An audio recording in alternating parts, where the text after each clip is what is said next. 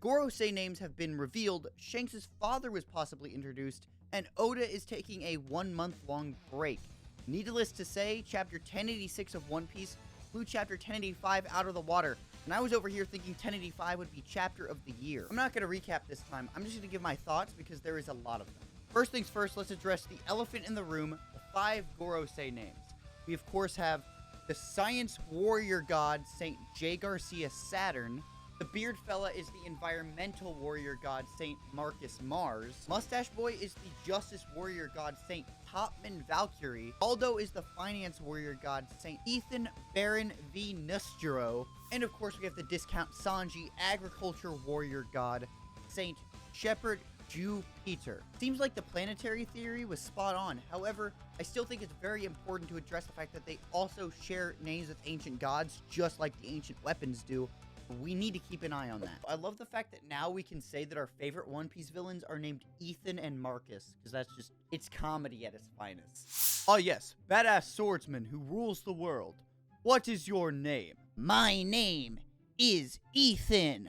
Nya! I won't talk too much about the implications of the title Warrior God here, though, because I have a video coming up about the gods of One Piece, so if that interests you, go ahead and hit that subscribe button. Now we know that Sabo, Wapol, Vivi, and Bonnie all escaped Marijua by stowing away on other kingdom ships. While the Gorosei are talking, they discuss Sabo, and they actually don't seem as worried about him as one might think. They talk about how he seems to have a checkered fate, and how he has somehow surrounded himself almost entirely by D's. Not many people over the course of history have been this closely tied to D-bearers without being a D themselves. Sabo's in a very interesting spot in the story right now because he's basically become the #1 enemy of Im without bearing the initial of D. He knows about the Shadow King, and I think either he or Wapol will be the one to officially break the news to the world, or to Morgan's. The weapon that destroyed Leloucia was not Uranos or an ancient weapon like we once thought, but actually a weapon developed by Dr. Vegapunk. Sabo actually describes the weapon, although vaguely, and says it's a black object that was hovering above the clouds, almost like a giant shadow. While it sounds similar, I don't think it's the giant magnet-like object that grabbed Beiji at the start of the New World when the New World was first introduced to us as readers. I think that is pretty defunct at this point. I wonder if it'll ever come up again, though. Mother Flame is super concerning, though, because one of the big selling points of the ancient weapons was the fact that it could destroy islands. And now, there is a not-so-ancient weapon that has the same power. I wonder if when Pluton or Uranos actually get utilized in the story, we'll see them somehow outscale Mother Flame. Though, honestly, I think it's more likely that Vegapunk has advanced the technology enough where the ancient weapons are no longer just an ancient threat, but they are very real and very modern. I do know this was the first time the weapon was used, though, so we don't have to question if the world government has wiped off any other islands from the face of the earth and erased them from history. It seems like we only really have to worry about the Void Century. Next, Sabo explains how he escaped the annihilation of Leloucia. Apparently, he just rerouted the signal through Leloucia. So, I guess it makes sense, it doesn't contradict anything, and he saw the super weapon go off from the ship. So, cool, I guess. A lot of Leloucians died in that blast, and I was worried that Oda was going to say somehow everybody escaped the Sabo, but I'm really glad that isn't the case. Plus, this gives the Revolutionary Army a reason to get into gear and make their move. Sabo talks a little bit about his arrival, but we already knew all that, so I'm just going to skip that part. However, there are very interesting developments in the kingdoms that Vivi, Wapol, and Bonnie were stowing away to. Specifically, 3 new Seraphim were deployed. Those Seraphim that were sent to stop rebellions, I bet you could guess exactly who they are. Doflamingo, Moria, and Crocodile. And I'm wondering if we'll ever get a law or teach Seraphim because they were also warlords. Or if it's just going to be the original squad. Oh yeah, I completely forgot to mention, we get more insight into how Im decided to blast Leloucia.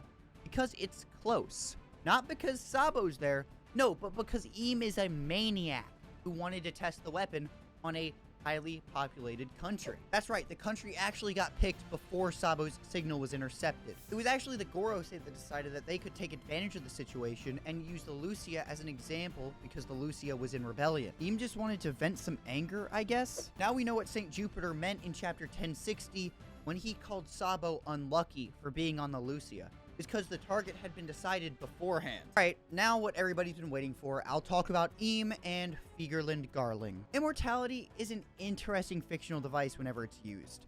And with Yvonne revealing that the Imu that Cobra mentioned was Saint Imu of House Nerona, looks like Oda is finally playing the Opi Opi no Mi's trump card we learned about in Dressrosa, the immortality surgery. I'm still of the opinion that all Gorosei have this, but I believe it was stated that it only stops you aging. You can still be killed in combat. Because of this limitation, I'm okay with it in this situation, but if mishandled, this trope can get out of hand really quickly. So, while I think all 5 Gorosei have it, it might be best for the story to say not all of them do. And now, the guy in the thumbnail, Saint Figarland Garling. The main reason I assume you clicked on this video. And if you made it this far, I appreciate you. So here's what we know about it. He was king of a land formerly inhabited by celestial dragons. So he ruled over other celestial dragons. Are we on the same page with this? Cool. That island was God Valley, and I don't think I gotta explain that island or why it's important. Garling's also the supreme commander of the God's Knights and has the full authority to judge and execute other celestial dragons. Oh yeah, because of Film Red and the tie-in chapter for that movie, there's good reason to believe that this fella could be Shanks' biological father. I need to preface this by saying that Film Red isn't canon. However, it was heavily supervised by Oda, and there's no reason that the Figarland family should have been mentioned in that movie unless Oda specifically said, hey, give him a hint, give him a little bit of a clue. And for those who don't know or are manga only, when talking about Uta, the Gorosei acknowledge that she's Shanks' daughter, but they don't know that she isn't blood related. And they mention that dealing with her could be a problem because of her potential Figarland blood. Shanks was found by Roger in a treasure chest on God Valley, the same place where this guy was king, and that comes from a canon tie-in chapter, so all things seem to be pointing to that. Add to that Shanks can just walk in and talk to the Gorosei whenever he wants to, and things seem to be pointing towards Figarland Garling having some sort of connection, if not being his father, uncle, or something. They are somehow related. On note 2, I saw some speculation that this guy could also be the one who gave Whitebeard his scar.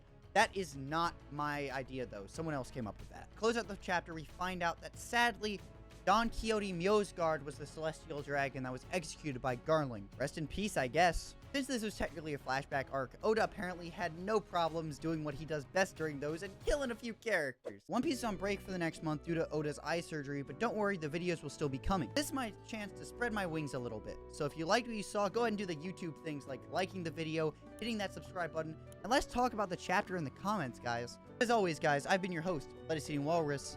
Have a wonderful rest of your day. See y'all in a month.